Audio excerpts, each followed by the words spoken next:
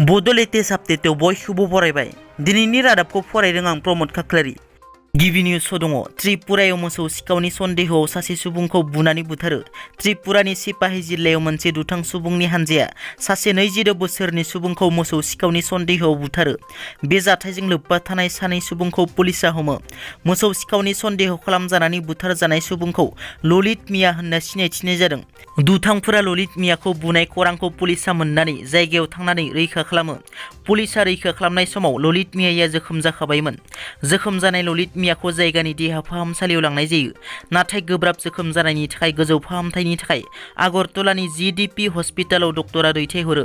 जिडिपि हस्पिटालसिम लांबाय थानाय समावनो लामा ससेयाव ललित मियानि जिउ गोमायो। बावैसो सान सिगां खुमगुरिनि गाहाय फोरोंगिरि बेरलाव बेरथाव ब्रह्मखौ बुथारग्रा दायनिगिरिखौ साथाम हमनो हाबावबाय। क'क्राझार जिल्लानि फकिराग्राम पुलिस थानानि सिङाव थानाय खुमगुरि गुदि फरायसालिनि गाहाय फोरोंगिरि बेरलाव बेरथाव ब्रह्मखौ इनायै बुथारनाय जाथायजों लोब्बा थानाय साथाम दायनिगिरिफोरखौ हमनो हाबावबाय।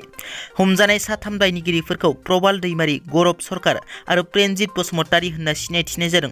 मख'नो गोनांदि बे जाथायजों लोब्बा थानाय सासे दायनिगिरिया दासिमबो खारखोमाना दं।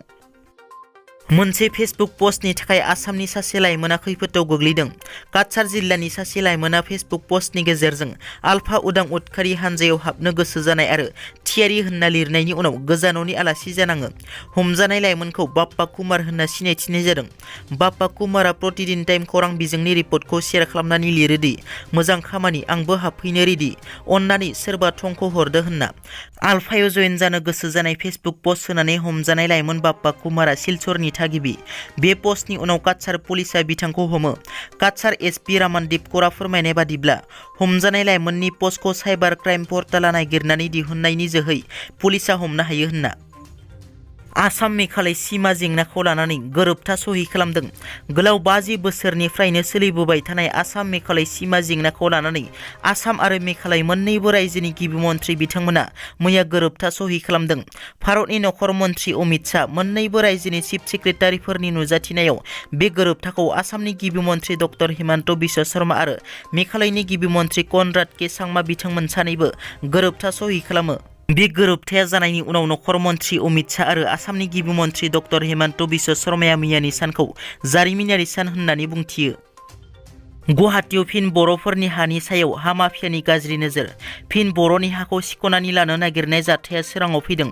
सा गुवाहाटी भेटामुखनि नयनपारानि सा गुवाहाटी बड' गेजेर आरो गोजौ फरायसालिनि आवथायाव थानाय हाखौ सिख'ना लानो नागिरदों हा माफियाया। हा माफियाया बर'फोरनि गासै 14 बिगा हाखौ दखल खालामनायनि थांखिजों फरायसालिनि सोरगिदिं हा गारफैयो।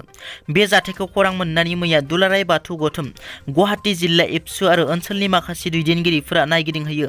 नायगिदिंहैग्राफोरनि गेजेराव दंमोन दुलाराय बाथौ गौथुमनि गाहाय नेहाथारि गणेश दैमारि, लोगो नेहाथारि रतिराम बर', लाइमोन आफादनि नेहाथारि राजेश बसुमतारी, एबसुनि बोसोनगिरि खुंख्रा सरगियारि, गुवाहाटी एबसुनि आफादगिरि अनजालु मोसाहारि, ओनसोलनि दैदेनगिरि नबिन बसुमतारी आरो बेनुथर बसुमतारी। नायगिदिंहैनानै बे हाखौ माबोरै रैखाथि होनो हायो बेनि सायाव सानलायनो थाखाय बर'नि माखासे आफादफोरखौबो खावलायहरदों बिथांमोना। फैगौ जानो गोनां राज्य सभानि बिसायख'थिखौ लानानै प्रमद बर'नि बिबुंथि। बेरेखा एमएलए बिथांमोनाबो बियाबाव जौगानाय नागिरो। बियाबनि जौगानायनि सार्थुआव बेरेखा एमएलएफोराबो बिजेपिनो भट होनायनि मिजिं।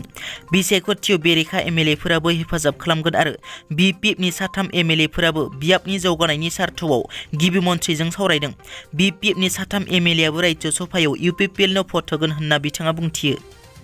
68थि लकप्रिय गपिनाथ बरदलै ट्रफी जोलुर बादायलायनायाव मैया बर'नि थरसे हाथरखि हलिचरन नार्जारी बिथाङा गाहाय आलासि महरै बाहागो लायो। हलिचरन नार्जारी बिथाङा खौरांगिरिनि सिगाङाव बेसेन गोसा बिबुंथि लाखियो।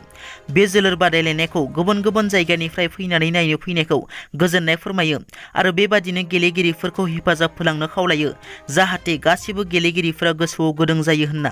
लोगोसे गाव माबायदि नाजानानै गोजौ फारसे दावखोलांनो हाखो बिनि सायावबो बिथाङा बुङोदि गोदोनि समाव आंबो बिराद खस्थ' खालामदों। मालाबानि समाव मानसिया गोलैदों, आंबो गोलैदों। बेखौ आं मालाबाबो गाहायाव दोनाखै। बेखौ गोसोआव लानानै नाजानानै दिनै आं जाफुंसार जानो हादों होनना। दिनैनि रादाबा एसेनोसै। नोंथांमोना जुदि आंनि चेनेलखौ दासिमबो साबस्क्राइब खालामाखै, अन्नानै साबस्क्राइब खालाम। गोजोन्थों।